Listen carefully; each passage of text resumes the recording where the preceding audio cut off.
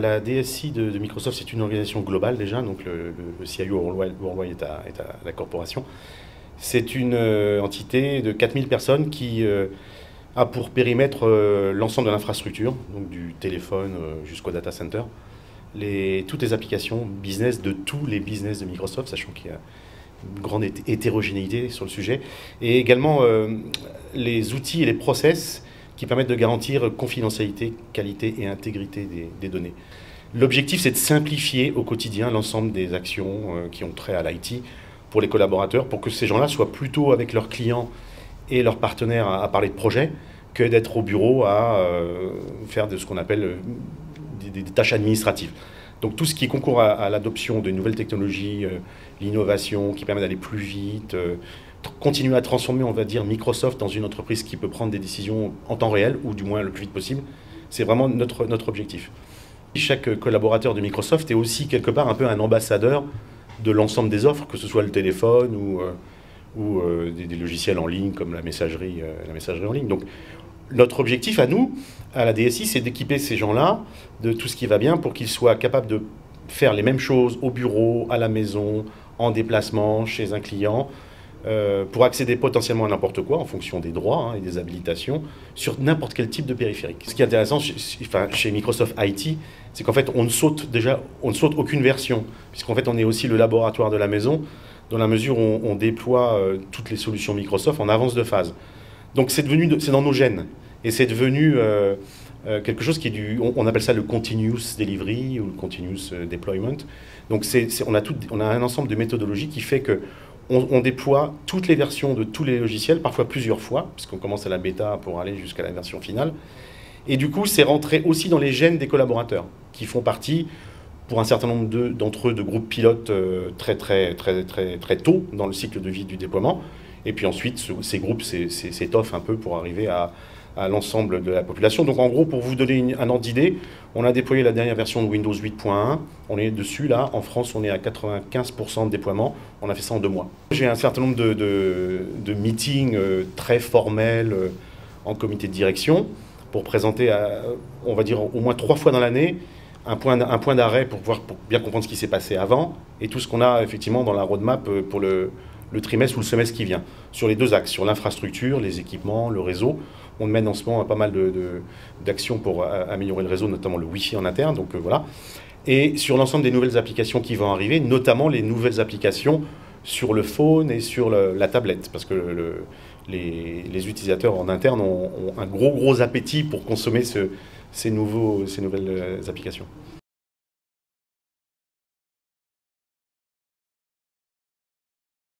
Je vais être complètement honnête avec vous. Sur le réseau, il y a aussi de l'iOS, il y a aussi des iPhones et des iPads, pour plusieurs raisons, on pourrait revenir à ça, et on les administre de façon identique. Oui, il y a un gros appétit sur Surface. Il y a un gros appétit de manière générale pour tout ce qui est nouveaux appareils qui permettent la mobilité, qui permettent de se balader de façon assez légère, et surtout d'avoir la même expérience n'importe où.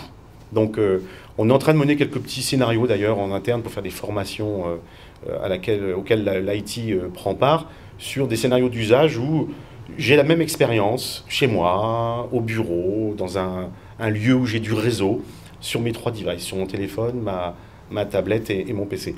À quelques différences d'ergonomie près, ça reste la même expérience.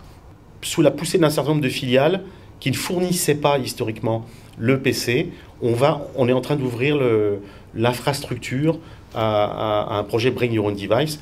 On va dire qu'il y a différentes étapes. Il y a l'entreprise qui donne, qui fournit, le collaborateur qui choisit quelque chose qui n'est pas certifié par l'IT, mais qui fait encore partie du parc de l'entreprise. Et petit à petit, on ouvre à des périphériques qui ne nous appartiennent pas, qui appartiennent à l'utilisateur, avec la possibilité de faire administrer ce périphérique par l'entreprise, que ce soit un iPhone, que ce soit un PC grand public, ou pas. Et en fonction de ça, les gens auront plus ou moins de droits d'accès sur notre système d'information. Bring Your Own Device, ce n'est pas un problème de device, c'est un problème de données. C'est ce qu'on dit souvent. Donc nous, en fait, ce qu'on a commencé à faire bien avant ce projet-là, en fait, c'est classifier le patrimoine de données de l'entreprise sur 3 catégories en termes de criticité, de confidentialité. Donc ça, c'est la première chose. On a classifié le parc applicatif, On a donc classifié les devices. Et en fait, en fonction de ce qu'on va appeler une espèce de jeton de confiance, on va donner accès ou pas à un certain nombre d'informations en fonction du profil de l'utilisateur, du profil du poste de travail sur lequel il est connecté, de là où il vient, tout un tas de combinatoires de critères comme ça. Et on dira oui ou non en fonction de la criticité de l'application ou des données auxquelles on veut accéder.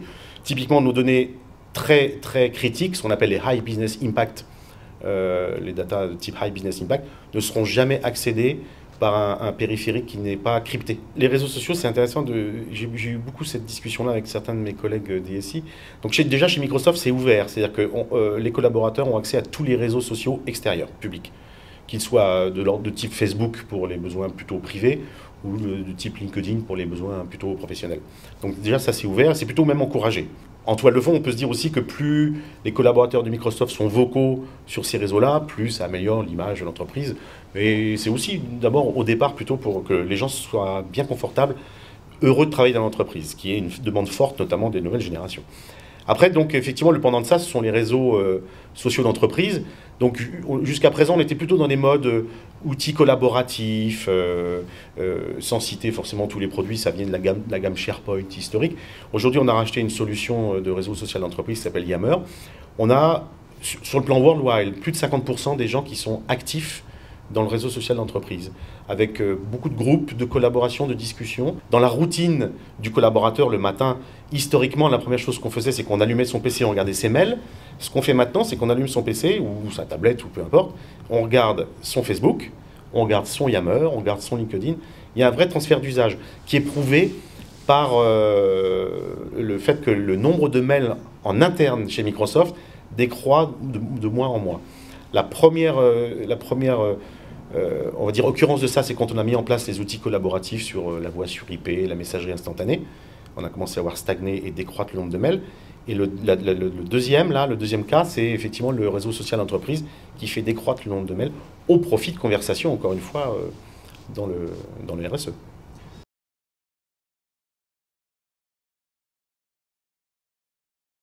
Dans Office 365, il y a maintenant la gestion des droits numériques, comme il y avait sur Office classiquement, on va dire.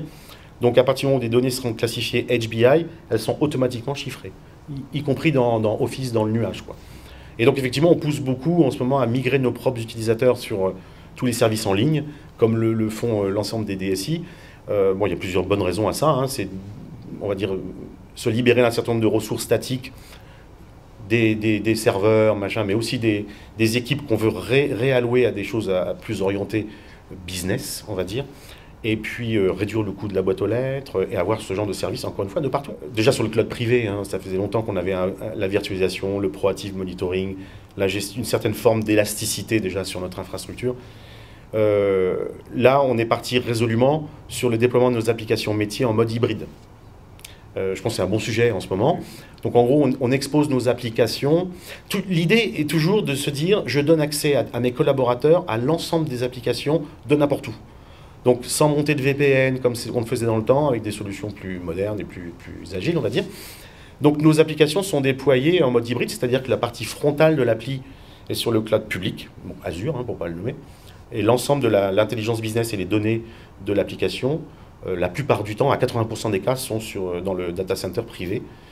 On peut même aller consommer des data et des services vers des solutions tierces. C'est vrai qu'on a une espèce de cloud hybride à trois pattes. Donc la sécurité, c'est effectivement, c'est une problématique quotidienne chez nous. Enfin, j'aime pas le terme parano, mais on va dire on est ultra vigilant sur la sécurité pour plusieurs raisons, parce qu'on doit protéger déjà deux choses. La propriété intellectuelle, tous les sources de tous les produits, c'est quand même la première richesse de Microsoft, on va dire.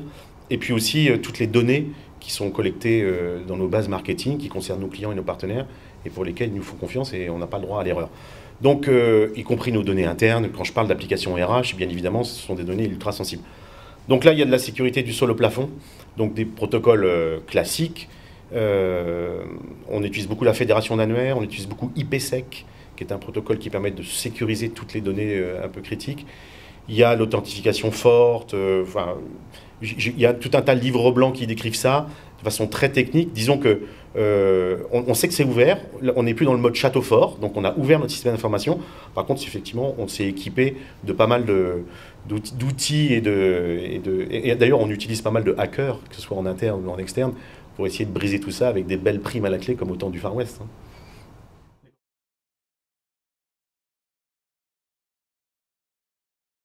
Moi, j'ai fait passer quelques entretiens de recrutement il y a 15 ans en consulting. Les questions qu'on nous posait à l'époque n'étaient pas les mêmes qu'aujourd'hui. Aujourd'hui, c'est effectivement, est-ce que quand je vais arriver au bureau, d'abord, est-ce que je suis obligé de venir au bureau ou pas? Et quand je vais y arriver, est-ce que je peux accéder à mon Facebook? Est-ce qu'il y a autre chose que l'email et que les partages de fichiers là? Est-ce que je peux avoir du stockage en ligne, etc. Donc oui, ils nous ont vraiment poussé à déployer des solutions plus agiles, plus modernes, plus ouvertes. Et comme c'est viral, tout le monde regarde et voit effectivement qu'un certain nombre de collaborateurs sont beaucoup plus efficaces en utilisant ces solutions-là. Donc nous, on trouve des champions dans les équipes pour nous aider à faire ces déploiements. Mais oui, le partage de fichiers, il n'y en a pratiquement plus chez Microsoft. C'est du stockage en ligne, c'est du SkyDrive Pro, c'est du stockage, du SharePoint Online, pour encore une fois ne citer les produits. Nous aussi, on s'est transformé à l'IT parce qu'on avait forcément hérité du syndrome du mode silo où les divisions chez Microsoft ne se parlaient pas, hein, la division marketing, la division commerciale, celle qui fait la Xbox, les gens qui vendent de la publicité en ligne, etc. Donc nous, on avait un modèle qui était calqué là-dessus, qui était absolument pas agile, qui était très statique. Donc on a cassé tout ça. On est remonté au niveau des process business de l'entreprise avec des petites équipes qui partagent beaucoup en mode réseau. Donc on fait plus de projets, comme je disais, à 3 ans en mode classique, en mode V, là. Ce sont des projets agiles, des méthodologies agiles, avec beaucoup de réutilisation. Et en fait, on a des rythmes de déploiement qui sont accélérés. Comme le fait l'entreprise aujourd'hui pour son offre logicielle, on a dit qu'on allait fournir maintenant des solutions, pratiquement une nouvelle version tous les ans. Nous, à l'IT, on fait pareil, c'est une version tous les 6 mois. Alors, en tant que DSI, moi, je suis amené à rencontrer beaucoup de DSI de nos clients, juste pour échanger, hein. Donc, je fais partie de quelques associations. Donc, la réponse est oui, effectivement, on voit nos clients externes. C'est vraiment le client final de Microsoft. Même si mon client à moi au quotidien, effectivement, c'est le collaborateur interne. Mais néanmoins, c'est intéressant de pouvoir échanger. Moi, je partage avec mes collègues, on va dire, un certain nombre de savoir-faire, mais aussi parfois de plantage, pour leur dire, faites pas comme ça, hein, allez plutôt dans cette direction-là. Et eux me partagent avec moi leurs contraintes, leurs objectifs et leurs projets. Et donc, c'est toujours des très bonnes discussions. Ça me permet aussi, de mon côté, de remonter ça en interne chez nous pour dire attention, voilà, l'ensemble des DSI, on va dire d'un certain secteur, d'un certain segment de clientèle, sont plutôt attentifs à telle solution, à telle chose. J'adore discuter avec les entités, avec les équipes marketing notamment, parce qu'en fait, c'est là où il y a beaucoup de solutions, d'idées nouvelles, très modernes, très agiles, très digitales finalement. Donc ils sont demandeurs du jour pour le lendemain. Or, classiquement, la DSI de Microsoft était aussi, comme les autres DSI, assez lente à réagir, à se mettre un petit peu en état de déployer. On a cassé ça, encore une fois, avec ce nouveau modèle et cette transformation. Bon, on n'est pas encore arrivé à ce dont les utilisateurs rêvent, mais néanmoins, oui, c'est un travail quotidien. Donc, des bonnes discussions et des utilisateurs assez exigeants.